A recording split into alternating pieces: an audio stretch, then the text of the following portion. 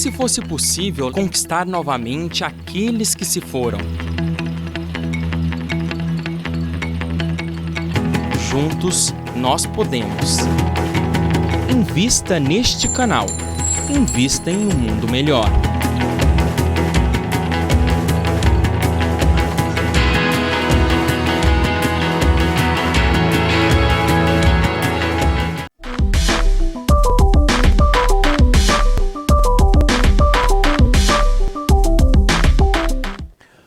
Novamente no ar, estamos aqui comentando como que a gente consegue adoecer, né? Como é que a gente vai caminhando para o adoecimento. É claro que existem vários fatores, nós já ouvimos aqui em outros programas, o fator biológico, psicológico, social, espiritual e a própria fenomenologia espírita também pode ser um fator de adoecimento. Não é o único, mas esse conjunto de coisas que é um sistema, né? O ser humano é um ser sistêmico, né? Acaba levando a pessoa ao adoecimento. Então nós vimos também quando a pessoa adoeceu, como que a gente faz esse diagnóstico? Porque por um bom tempo, vamos dizer assim, primeiro que doença mental não era considerada doença, né? Era coisa do demônio, né? Depois de um tempo, as pessoas adoeciam pela maneira com que viviam e elas foram tiradas da rua porque ficava feio para as pessoas, para a cidade não queria ver quem não aguentava o tranco da vida. Então foi aí que surgiu o primeiro hospital do mundo, que era um hospital psiquiátrico, porque antigamente as pessoas tratavam doentes do problema físico em casa, né? Não se tratava em hospital. Mas a ideia qual era? Tirar da rua os indesejáveis, os indesejados, as coisas que as pessoas desagradáveis porque estavam doentes. Depois é que começou a se descobrir que existia uma maneira de tratar e não só trancafiar. E hoje o tratamento é totalmente moderno, de maneira que existe uma visão integral do ser humano, nos seus aspectos biológicos, psicológicos, sociais, espirituais e quem quer, quem pode, quem entende, permite a parte espiritual. Então tem um slide em que eu resumo mais ou menos isso, como é a maneira como a gente faz a visão sistêmica e pragmática, que a gente obtém pela observação evolutiva, o critério da observação evolutiva. Então quando você vai nomear que doença que a pessoa tem, essa doença caminha nesta linha preta, bem no meio deste gráfico, né? O que significa isso, tá? Esse gráfico? Que, se você for ver aqui na coluna vertical, existe lá a palavra orgânico, ou seja, existem aspectos orgânicos afetando o comportamento daquela pessoa, deixando ela com algum transtorno mental.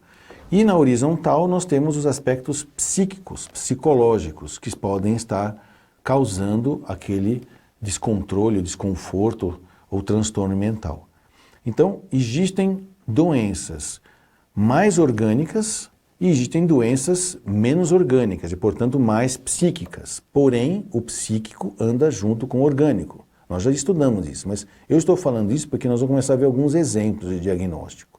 Então, por exemplo, se você tem um tumor cerebral, com certeza isso é 100% orgânico. Não, não é 100% orgânico. Pode ser 90% orgânico, mas vai ter 10% psíquico lá também. Por exemplo, medo de barata, né? É 100% psicológico? Não, não é. Pode ser uns 90% psicológico, mas tem 10% o cérebro também está participando desse adoecimento. E quando o orgânico é equilibrado com o psíquico, nós estamos bem no meio dos transtornos mentais que a psiquiatria estuda. Por quê? Porque existe uma interação tão grande, uma interferência tão grande de psiquismo com o cérebro, que a gente não sabe o que veio primeiro, né? Se foi o ovo ou a galinha. Daí a importância da gente observar e não ficar taxando, encaixando a pessoas em diagnósticos e depois isso serve como rótulo e acaba estigmatizando as pessoas, formando um estigma, né? Ah, tá lá o esquizofrênico. Não, o cara que é panicoso, né? O cara que tem pânico, inventar um nome para isso. Né? Ou então fala, olha, o alemão está me visitando, que é o tal do Alzheimer, e começa a virar piada. Realmente, fazer piada com louco, com alcoólatra, né? E com político é a coisa mais fácil que tem. Porém, se você rotula, é meio complicado, né? Então, se a gente for ver agora, dentro desse critério que a gente viu, nesse slide, vamos voltar para ele, desse gráfico. Então, conforme o que a gente vai nomeando na doença, não é a pessoa que a gente nomeia, né? A gente tem que entender do que nós estamos falando. Então, por exemplo, Se você falar de uma psicose degenerativa, então você está falando de uma psicose, que é uma disfunção grave do sistema nervoso, em que a pessoa tem uma desagregação mental, ela não consegue juntar as coisas que ela sente e pensa de uma maneira que agrega e dá para entender o que ela está falando, e isso é causado por uma lesão do cérebro. Então é uma degeneração cerebral. Essa psicose degenerativa, ela vai receber um nome de acordo com o que é que está causando a degeneração cerebral. Ok? Se for uma psicose causada por uma mudança muito grande na vida da pessoa, por exemplo, ela mudou de país, foi morar lá na Conchinchina, que fala uma língua morta, que ela não entende nada do que acontece, fica o dia inteiro sozinha, porque o marido vai trabalhar e ela não consegue nem pedir um bife, né? Nem chamar no telefone o marido, que não consegue falar nada. Ela vai ter uma reação aguda ao estresse, uma reação de adaptação e vai entrar num surto psicótico. Só que o cérebro dela não está degenerando. Só que os sintomas são idênticos. Okay? Então, como é que eu faço diagnóstico? Tem que observar essa pessoa por um bom tempo. Okay? Aí, então, vou dar 2 exemplos aqui de diagnóstico, de 2 casos em que pode confundir quando o médico, mesmo se ele for pouco avisado em termos de como que se observa clinicamente um doente mental. Okay? Então, o próximo slide é um exemplo. Tá? Olha lá. Diagnóstico pela observação clínica evolutiva. Níveis de diagnóstico. Exemplo 1. Sindrômico. Então, conversando com a pessoa, obtendo informações, fazendo toda aquela parte lá de anamnese, eu cheguei à conclusão de que ela tem uma síndrome depressiva.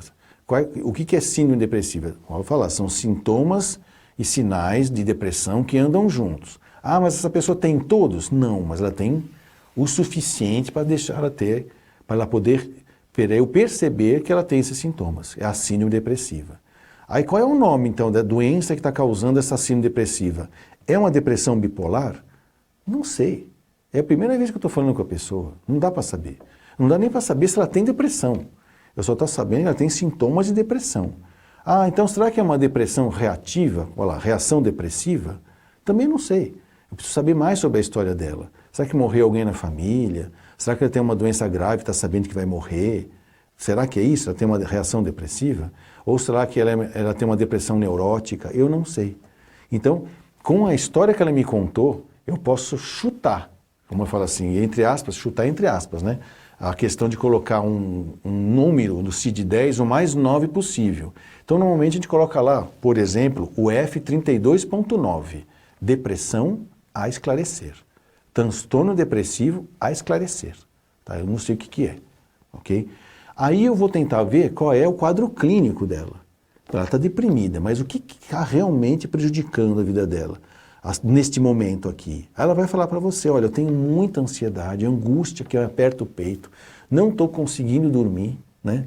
E totalmente sem apetite. É isso que eu tenho que tratar agora, né? Ah, mas não tem que dar um antidepressivo? Não sei, talvez não, né? Se ela realmente for uma depressiva bipolar, se eu der um antidepressivo, ela vai para outra fase da doença, da mania, mas eu não sei o que ela tem. Se eu usar essa mesma paciente e aplicar um critério que é norte-americano, vai sair com um antidepressivo, né? E já com um calmante para poder dormir à noite, né? E um estimulante do apetite, porque eu vou tratar sintomas. Eu quero só tirar o sintoma da frente, né? É medicar o que a pessoa está sentindo. Não.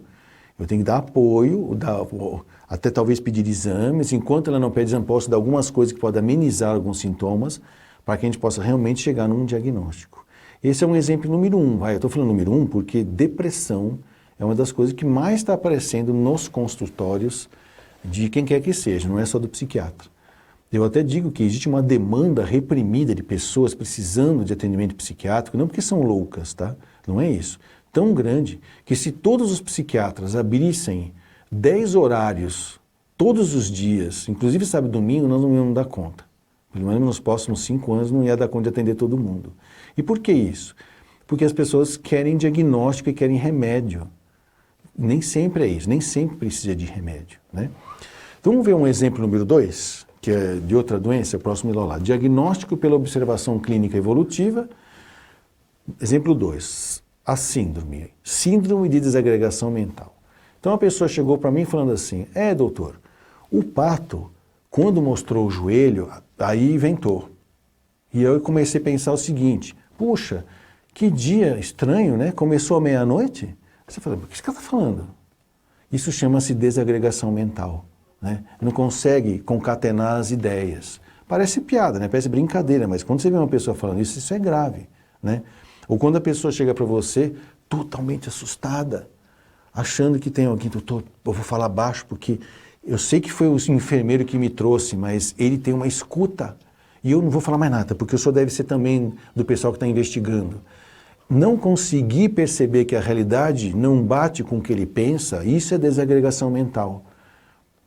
Ou então quando a pessoa, por exemplo, está ouvindo uma voz falando na cabeça dela, né, que fica falando com ela o tempo todo e que fica xingando, ela fica toda hora olhando para o lado, tentando ver por que está assim, ou fica falando com a voz, musitando, ela não consegue entender o que está falando. Isso chama-se desagregação mental, síndrome de desagregação mental, alucinatória, delirante, ou as duas coisas, alucinatório e delirante, né?